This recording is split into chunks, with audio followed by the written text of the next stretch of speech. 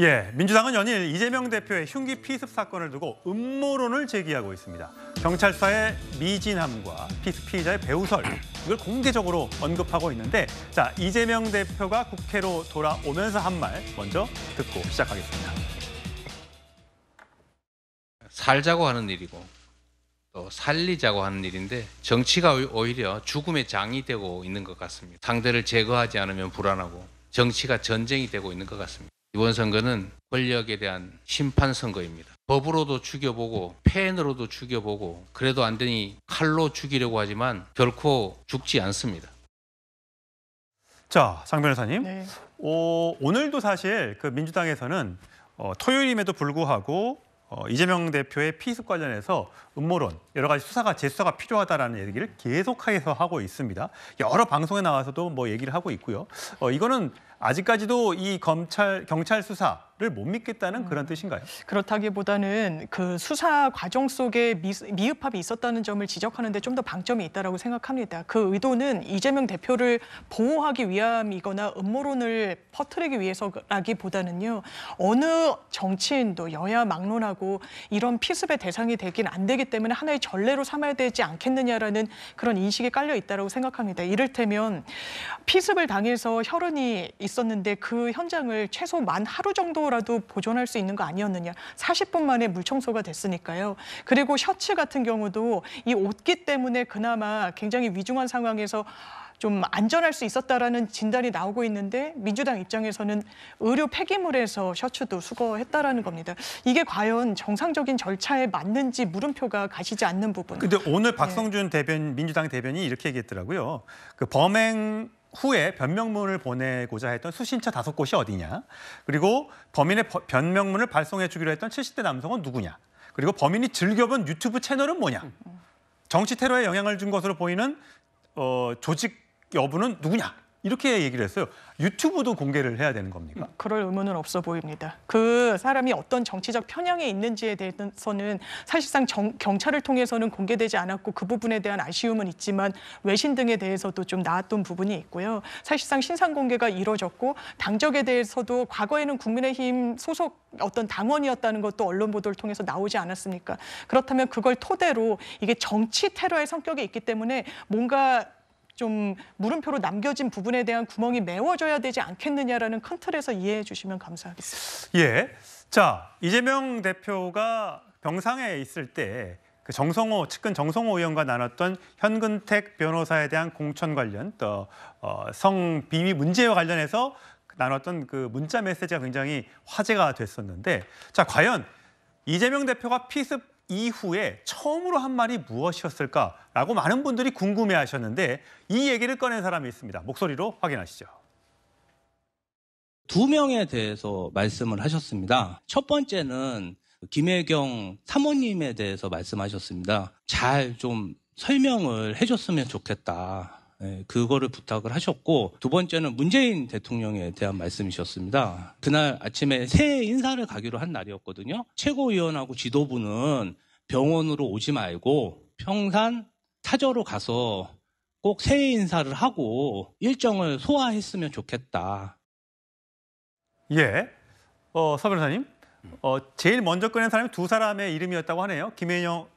부인 김혜경 여사와 문재인 전 대통령 관련된 얘기였다라고 얘기했습니다. 이게 이제 뭐 인지에서야 공개가 되면서 첫일성이 저거였구나라는 생각이 드는데, 뭐 거짓말을 했을 것 같지 않고 가장 근처에 있었기 때문에 이 일성은 어떻게 들으셨어요? 당연한 걸까요? 옛날에 그 박근혜 대통령은 그 대전은요, 어떻게 여러 좀 논란이 있었죠. 예. 근데 전체 취지는 뭐 그런 취지로 보이는데, 아마 이제 그 부인 먼저 가족부터 챙기는 거 이거야 문제 인지상정 아니겠습니까? 예. 너무나 당연한 거고요. 아마 이제 문재인 대통령은요, 아마 일정이 있었기 때문에 좀 이게 언급이 된 건데, 좀 정치적으로 아무래도 이게 그 통합이나 이런 것 때문에 그 언급한 게 아닌가. 근데 굉장히 사실 그때만 해도 피습당하고 많은 국민들이 놀라셨잖아요. 크게 다쳤다고 생각을 하시고 해서 도대체 뭐 며칠 동안 못 일어나는 건 아닌가라는 걱정도 많이 했었는데, 이런 얘기를 뭐 빠르게 했었던 걸 보니까 그나마 좀 다행인 것 같긴 합니다. 그래서 저는 이제 문재인 대통령에 대해서 저렇게 말씀하시는 게 과연 뭐 그렇게 위험할 정도로 큰 상처였나 이런 이제 그 생각은 들고요. 여기서 이제 자꾸 음모론에 대해서 제가 한 말씀만 드리면 지금 이제 경찰들이 아마 붕괴할 겁니다. 그 필습 현장을 당직자에게 모든 사람이 봤잖아요. 여기서 범행을 어떻게 축소, 은폐, 왜곡합니까? 그리고 이제 그 범인의 8장짜리 변명문, 거기에 보면 범행 동기나 모든 게 나오지 않습니까? 그리고 이제 배우도요, 차를 태워준 사람, 그리고 이제 그 편지를 보낼 곳 다 했지 않습니까? 그만큼 이게 경찰이 철저하게 수사했는데 이제 와서 경찰이 마치 은폐하는 것처럼 공격하고 그다음에 총리실 직원을 고소까지 했습니다. 총리실 직원이 처음에 보고받고 1cm 정도 우리 열상이다. 열상이면 어떻고 자상이면 어떻습니까? 1.4는 서울대에서 나중에 넣은 거고 이걸 가지고 이게 총리실을 고소까지 한다? 이게 이재명 대표가 말한 상생, 협력의 정치입니까? 이제 정오, 사람 죽이는 정치 그만하고 서로 상생하자. 병원에 퇴원하실 때 하신 말씀이 있잖아요. 그걸 지켜야 돼요. 그런데 당무복귀하면서 현 정권이 마치 이게 법, 펜, 칼로 마치 이게 현 정권이 한 것처럼 이렇게 또 정오 정치를 부추기고 있는데 메시지에 좀 일관성을 기하십시오. 예. 자, 이런 가운데 탈당파인 김종민 미래대연합 창당준비위원장이 이런 얘기를 했습니다. 한번 들어보시죠. 엊그제 저희 당원들 저랑 친한 분들 의원님 왜 나가셨습니까? 라고 막 울먹여서 전화하는 당원들이 있어요. 전화가 왔어요. 정말 이렇게 민주당 계속 해야 되는지 너무 힘듭니다. 이재명 대표 쾌유 기원 서명 운동을 한다는 거예요. 그래서 서명 운동 하라고 돌린다는 거예요. 그래서 압박을 한대요. 몇 명 받아오라고. 내가 이걸 보고 깜짝 놀랐습니다.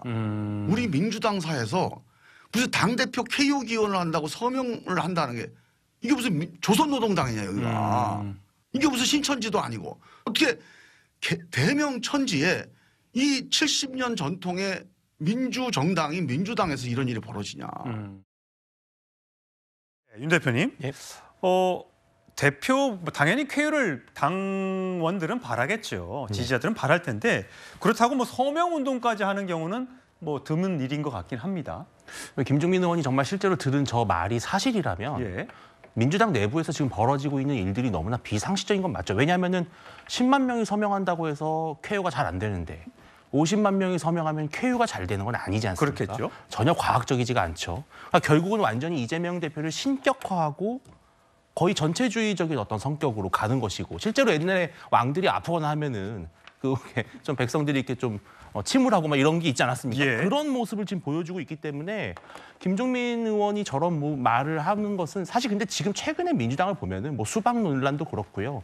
지금 김종민 의원이 전한 저 소식이 전혀 과장 같지가 않다라는 게 사실은 더 충격적인 것이고 이재명 대표가 계속해서 또 그런 것들을 좀 방관하고 오히려 계속 부추기고 조장하는 것도 부정할 수 없는 사실이기 때문에 빨리 좀 민주당이 좀 이런 문화에서 좀 벗어났으면 좋겠습니다. 예, 민주당은 이제 공천 작업이 본격화하고 있죠. 현근택 변호사의 불출마로 과연 윤영찬 탈당을 번복한 윤영찬 의원이 거기에 공천을 받을 수 있을 것인가 굉장히 관심이 모아졌는데 자 민주당에서 이런 반응이 오늘 나왔습니다. 계속해서 비슷한 반응인데요. 친명계 원외 인사조직 민주당 혁신행동에서 윤영찬 의원은 탈당파 못지않게 당원들을 기만하고 마음의 상처를 입혔다.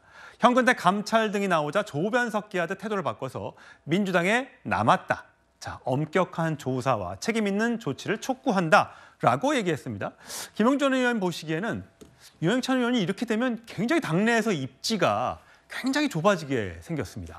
뭐 굉장히 좁아지겠죠. 실제적으로 탈당을 같이 하기로 했던 뭐 하루까지도 바로 직전까지도 하겠다 그런데 마지막 그러니까 타이밍이 굉장히 안 좋았다라고 봅니다. 그러니까 의원이 탈당한다는 게 쉬운 일이 아니기 때문에 사실은 오히려 3명의 탈당이 더 굉장히 대단한 일이라는 생각이 드는데 우연히 그런 어떤 그 자기 지역의 사건 때문에 마치 탈당하기로 했다가 머문 것처럼 그렇게 누가 보더라도 그런 의혹이 제기되었기 때문에 실제로 당내에서도 흔들리고 본인의 정치적 미래도 굉장히 암울해지게 되었다라고 보여지는데 문제는 뭐냐 하면 이 윤영찬 의원의 문제를 계기로 해서 앞으로 문재인 전 대통령 즉 친문계와의 갈등 속으로 들어갈 수 있는 이게 계기가 될 것이다. 저는 그렇게 보거든요. 예. 고민정 의원, 노영민 전 의원, 임종석 전 의원의 비서실장. 문제와 네. 더불어서 윤영찬 의원은 말하자면 이낙연계이기도 하고 친문의 핵심이기도 합니다.